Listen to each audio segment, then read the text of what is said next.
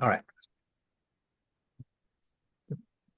Okay. So, my name is Richard Lee. I'm a retired immigration officer. I worked in fraud detection and national security. I dealt with a lot of marriage fraud, a lot of single scheme, people getting taken advantage of through the marriage fraud process, or VAWA, which is really just rampant. The fraud is rampant, and it is aided and abetted by immigration attorneys and AILA, which is just terrible.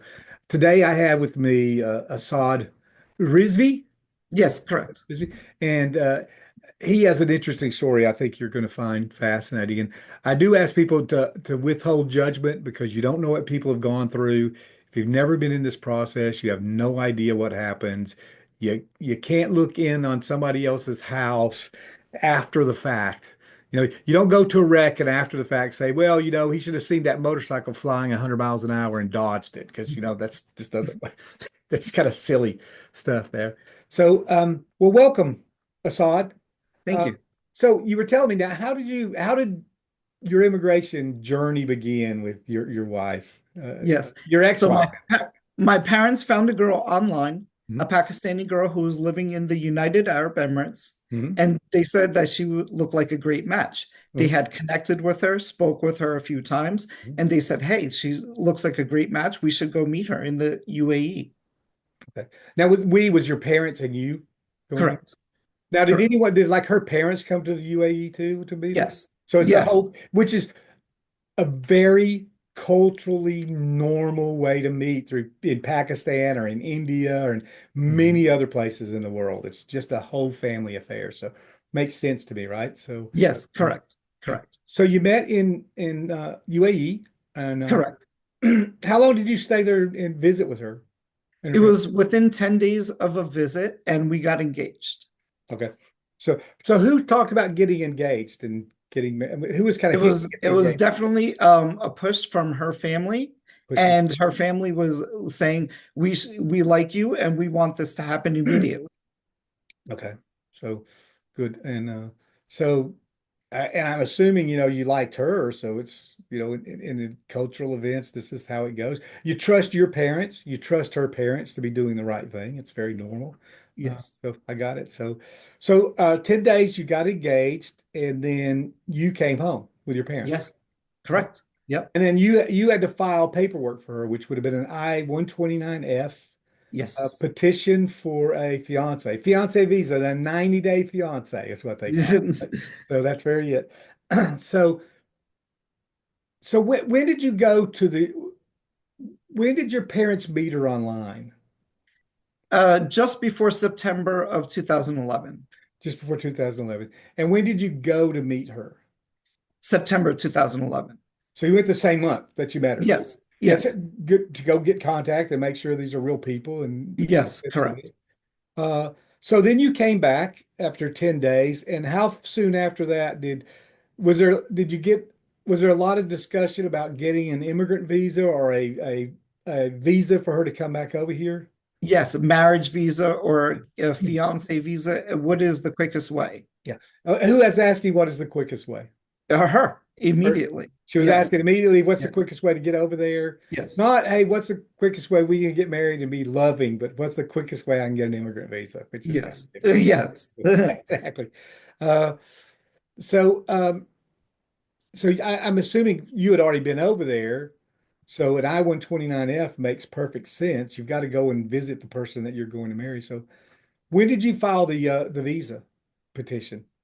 Just upon returning, so September to October of 2011. Okay. And then how long did it take her to get the visa to come here? She was ready to come by May 2012. Was she? And it Yeah. had been approved?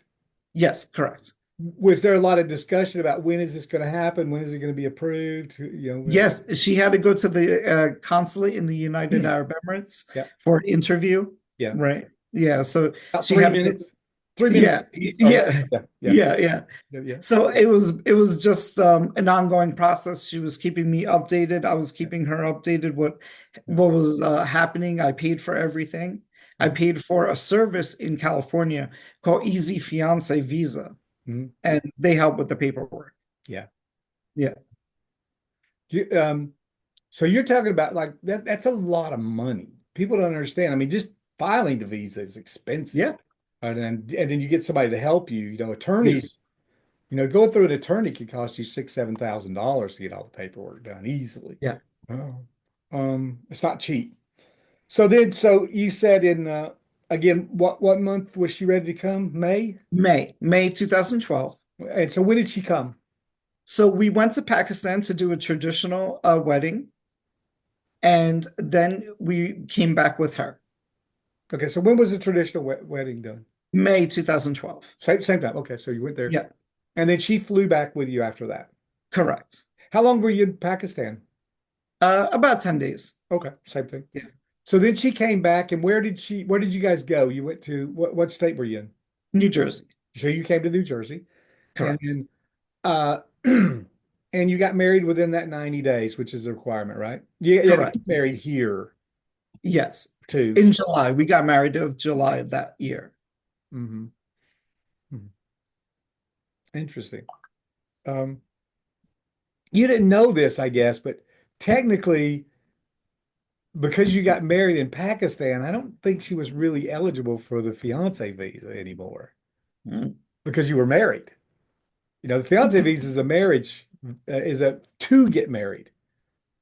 But if you're already married, then it kind of mutes the fiance visa. Uh, Most people don't know that, and you probably would never have known that's how it works. But yeah, it would have been that because you're saying you were going to get married here. She really needed an immigrant visa that like a I-130 filed for her after Mm. that point, which is interesting. People don't, people know a lot about immigration, but they don't know everything and some of that sort of nuances. So I don't know how that would play out. Nobody's going to do anything about it because the intent and the process was still followed for the most part. So you're not in trouble for that in any way. I don't mean to say that. It's just Okay. you're not going Yeah. to get in trouble for because it'd still be on her because she's the one who did it, and it's a interesting one. So I don't think that's a thing that I don't think that was talking to you. I don't think that was in deception. It was just yeah, hey, I didn't know. Yeah, I've seen people do that. They make mistakes like that all the time. It's kind of normal. So, but she came here. You got married in June, July. July, and then and she filed more paperwork, right? She filed like an I-45 adjustment of Correct. status. Okay. Correct. Yeah. And did she get her card? Did she get her green card? Do you know of, or did any of that happen? I believe she was able to, and she had travel documents as well. Okay. Now, Now she yeah, could get travel documents and employment documents without having her green or permanent residence approved because those are just pending in the process. That's interesting. So after you got married and after you filed her paperwork and you told me that she got a travel document so she could travel back with, you said that she said she was going to go back to Pakistan to see her parents, right? correct. So Yes. July you got married, you filed the paperwork. When did she go back to Pakistan? November 2012. November, same year, she goes Same year. back. Same year, she Yeah, goes back to Pakistan. As far as you know, did you buy her a ticket to go back to Pakistan, or did I she? did. So you did buy a ticket for Yes. Pakistan, not for UAE or some other place. But Correct. yeah. Yes. So she went back to Pakistan, and then do you know when she came back to the United States? No. You don't have a clue when she came back. She just Actually, I believe it was one day before her visa was or her travel requirements were going to expire in 2013. so she was gone like a long time, Yeah, and I almost a believe year. she came back one day before because I had seen it in some records. Okay, so yeah, sounds like it to me. Yeah. So, but did she come back to your house? No, No, no. Did you guys communicate and talk while she was over in Pakistan? Did she ever talk to no, you? Get on the phone? just initially for the first like few weeks, and then she said she's never returning back to America. Oh, really? So, Yeah, so- which is when I filed for the annulment. okay. Did she say why she wasn't coming back to America? Well, she said I was just a problem maker and I was doing all these things to cause the problems in the marriage when there was no such thing. Yeah. Yeah, Yeah, typical. Yeah, it yeah, makes yeah, yeah. yeah, it's kind of normal. So she didn't come back, and then she as far as you know, you thought maybe she went to where? Like Illinois or somewhere like that when she came back? Correct. She possibly Illinois Yeah. or somewhere. Because you Yeah. said she had some friends or something there, or Yeah, I think she may have landed at JFK, but then went to Illinois. I have no idea. yeah, you just don't know where she went. It just kind of Yeah. appeared into the ether. Um, so how long after so you filed with while she was over there and she told you she wasn't coming back to America, you filed for annulment. Correct. When did you file for annulment? I filed in January of 2014 and I went to court and approved in August of 2014. I'm sorry, 2013. 2013 you filed, 2014 it was granted an No, annulment. actually, I filed in January 2013 and I went to court and it was approved in August 2013. Okay, so the same year, nine Same year. months or something like that. Yes. Yes. Okay. And what were the grounds for the annulment? Abandonment of marriage and fraud. Okay. And so did you guys live together during any of that time? From the No, time she left, did she ever come back home and get her clothes or no, get a toothbrush or nothing? She just disappeared. nothing. Okay. And then when did you find out when was the next time you got in contact with her? So my parents had received some calls from her in February of 2014 Okay. saying that she's in America and she wants to talk about the marriage. Okay. My So your parents, parents, yeah, through my parents, not through me.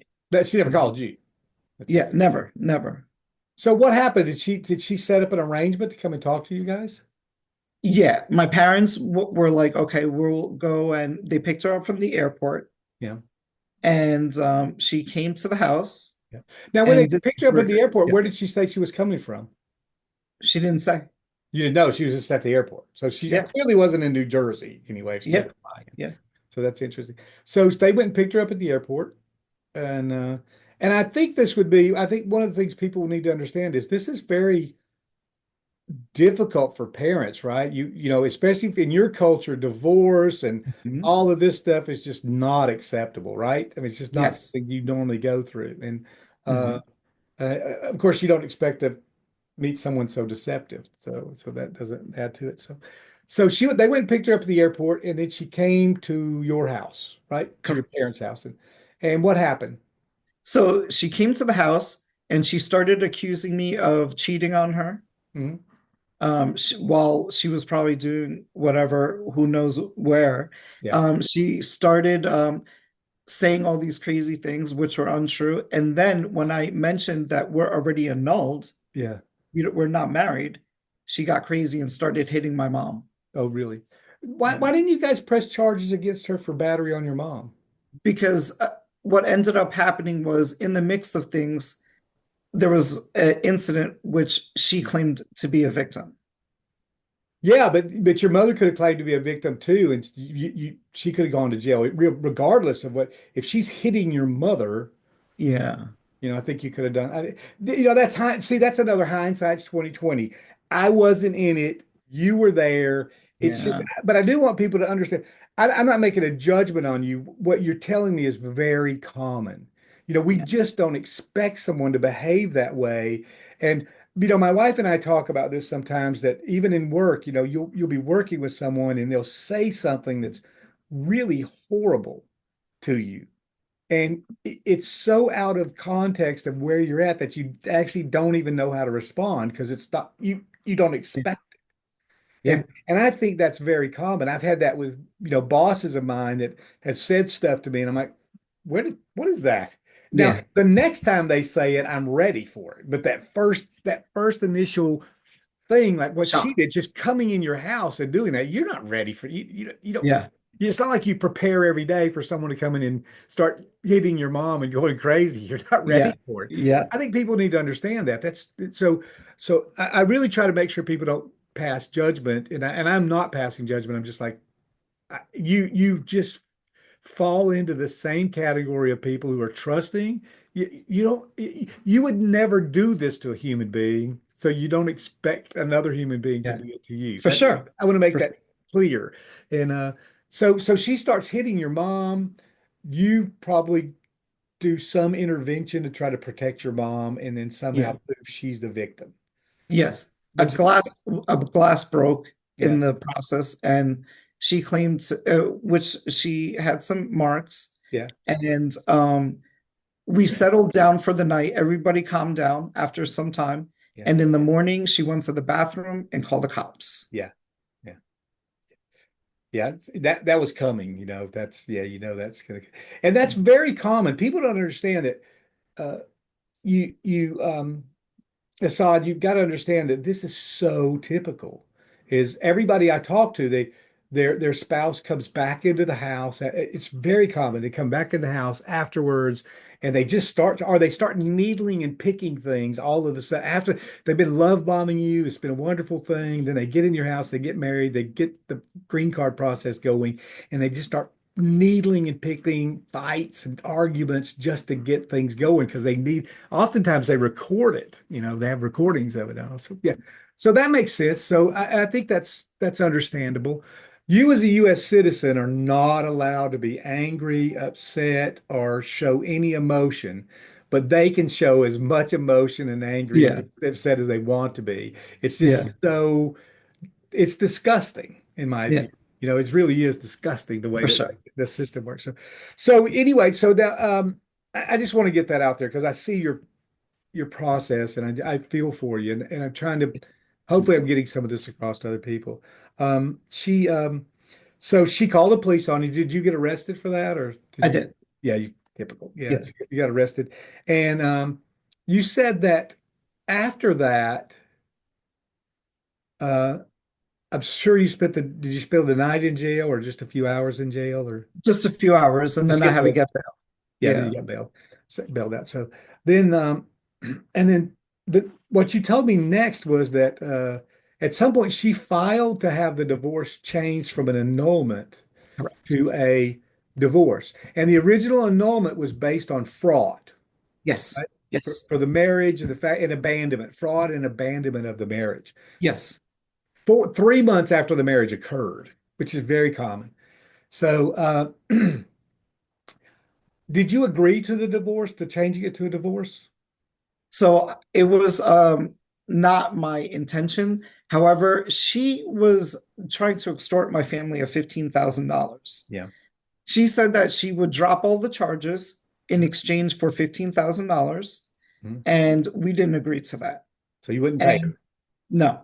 So basically, the lawyers, I guess, with the same judge who granted the annulment, said that, okay, if there is room for you to get the paperwork or the a divorce, Mhm. then I guess she just didn't go to the next set of hearings, which was my case. Okay. So she came to the divorce, and Yes. then after she got the annulment changed to a divorce, which Mhm. I understand that your attorneys were kind of pushing that too because they were afraid you were going to go to prison. Yes. And I could that man having that hanging over your head is Yeah. really frightening too, especially if you don't understand the legal system and your attorney's just trying to get you out of something. And, they're trying to do the best they can.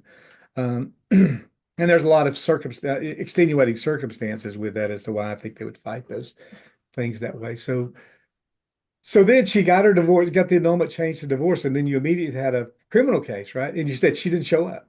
She didn't show up. So what did the Yeah. judge say?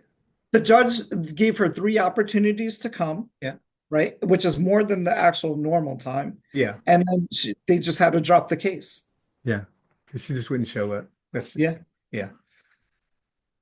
Yeah. I mean, it sounds like the judges were really trying to get it going in her favor somehow, so giving her 3 times. That's kind of ridiculous. Yeah. But she wasn't, you don't think she was in the United States. I mean, you don't think she was in New Jersey. She wasn't living in New Jersey. You had suspicions of that. Yeah. She's got to fly in to the country. She's got to fly into the state. So obviously she wasn't here for some period of time. Now you talked about that there was a guy that she knew in UAE with her. Correct. You said that he was married, but that you thought they had some kind of a relationship going on.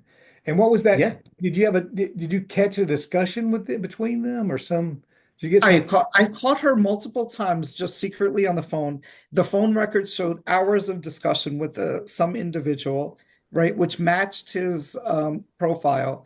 Yeah. So I checked the current husband, who he is, and it matched one of her old coworkers back from the Oh, UAE. oh, so she got her benefit. just typical, typical. So then Yeah. it appears that she went and switched up and then got the guy who she probably really wanted. So they both got a ticket into the country Yeah. through this Yeah. process. Yeah, just and And he you was got probably married with the whole family. yeah, he was yeah. And you got the shaft out of the whole thing. Yeah. And she gets to accuse you of abuse. She gets to run you through financial, just almost financial ruin. And she doesn't have to pay for anything. You know, she Nothing. doesn't really have to pay for, but she gets her real bow over, which is very common. I mean, I want you to understand this is a really crazy way to do it. So, And he was probably sponsoring or helping her out through the whole process. financially, yeah, Yeah. yeah, I'm sure. Um, now you thought he was married before. Did you ever were you able to find out who his wife was there? If she had, No, if no, you I don't know, was never able to. Yeah. yeah, that would have been interesting. Because he could have more than one wife, couldn't he? Yeah, for sure. So he could still be married to someone in UAE Yeah. and then be married to her here. If he doesn't tell us, we don't know because we have that. It's not uncommon for me to go. It wasn't uncommon for me to go in the house and see a guy with two or three wives, and Yeah. but he only claimed one of them as his wife. And it's not that happens a lot in the cultures, African cultures, some Muslim cultures. It's very prevalent throughout the rest of the world. It's not just one culture, but it's a lot of cultures have that same thing. There's not just one religion. It can be a lot of different places. So, so how did this affect you financially? Wow.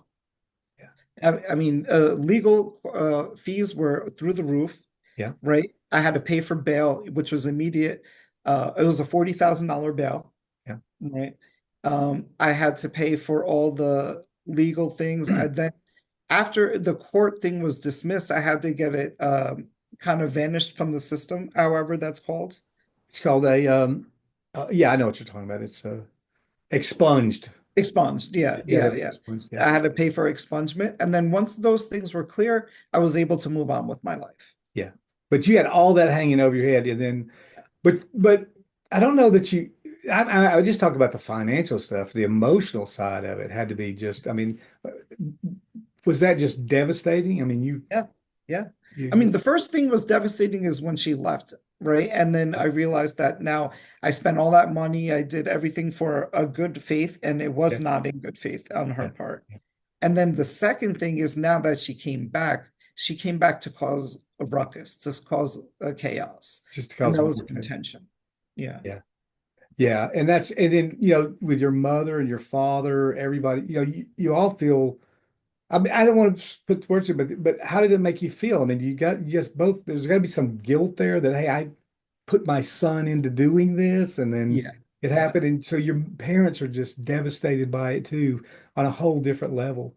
Yeah. I want people to understand that this stuff is not victimless. And they act like VAWA people are these VAWA people who file this stuff. The way the service looks at it, as well as U.S. citizen, it doesn't affect them. They use that argument. I'm like, no, it destroys people financially, emotionally. There's a certain level of lawfare abuse, which is similar to PTSD where people Yeah. go through that process and just are just drugged through the court systems and the legal proceedings so much that it's just devastating. And I Yeah. think you probably had to feel some of that, right? Oh, yeah, for sure. Just Yeah. a horrible thing. Um, so this was a few years ago, though. Now, how are you doing today? Great.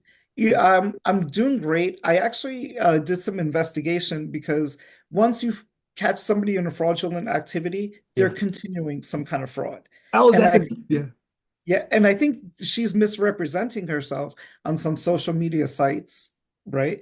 And yeah, you maybe use that fraudulent information to get jobs and other things. yeah, yeah. Yeah. Oh yeah, no, no, no. That's a very brilliant point you're making is that I worked fraud for years and people think that oh they just did this little immigration fraud, right? And no, it doesn't work like that at all. This is one of the frauds that Yeah. allows them to get in here to do more fraud.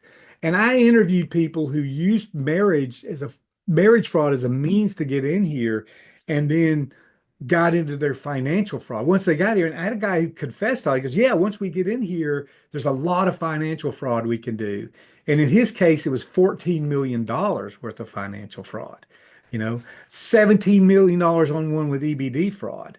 Uh, it's just, and that's just two cases, but I could give you hundreds of cases like that. So it's not, it's not that U.S. citizens aren't victims and aren't harmed, which is a misassumption is just dead wrong. You are emotionally, physically, financially harmed. And it's not just that that's all they're going to do. I have no doubt that she's doing other stuff. If Yeah, you get away with one thing, you can figure out else you can get away with. Whether yeah, it's, whether it's Medicare fraud, Medicaid fraud, that I've seen it all. yeah. Big numbers. Yeah. Well, possibly university fraud Oh because yeah. maybe employers are not checking the universities where they have attended because it's in another country, right? That's Here's right. a great Oh, fit for oh you. yeah. You Yeah, see a lot of that I mean, I don't like to pick countries, but when you deal with certain places, it's more India.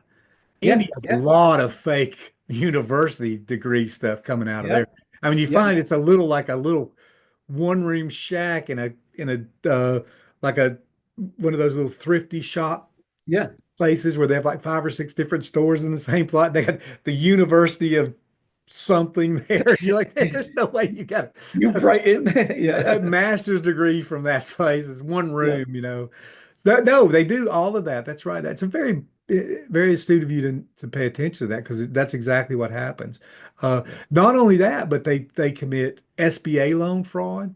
yeah, Um, they commit, immigrants will commit SBA loan fraud when if they're in the fraud. Now, there's a lot. I always like to caveat this. I did this for 20 years. Most immigrants are decent people. It isn't every immigrant's dirty, yeah, but the ones who are dirty, we need to take care of. yeah, We need to stop that because it taints all the others, right? It taints the whole system when you're not allowed to go after them, and it's very yeah. dangerous. So, I I hope this gets out there, and I hope you'll come to our protest, and I I hope am. you Yeah, will. I hope you'll send Trump a letter, the letter that I already we did. posted. Yep, Good, good, and yep, send the evidence that you have too. I'm glad you did. I'm grateful that you do it because we really need to bring attention to this, and we need to yeah, get this stopped. You need to have a voice as a U.S. yes, citizen, yes. and I appreciate you coming on here and talking to me Thank and you so sharing much. it with Thank me. you for your hard work and effort. Okay, You're an yeah, angel. You, you're John welcome. Sampson, the whole team, everybody involved. Yeah. Good. Yeah. Well, I think sometimes you've got to do something when things are just wrong, and you just got to be willing to stand up for people. And I know you feel voiceless. That's the thing I Yeah, want Americans to understand is that guys like you that go through this, you just feel voiceless. Nobody pays attention, and the service is horrible. I admit it. It's just, but you got to fight back somehow. That's what I'm yeah. hoping. Hope I, As your book said, the Vermont Service, USCIS, is the worst thing it is. possible. Oh, the Vermont Service Center is a disaster. Yeah.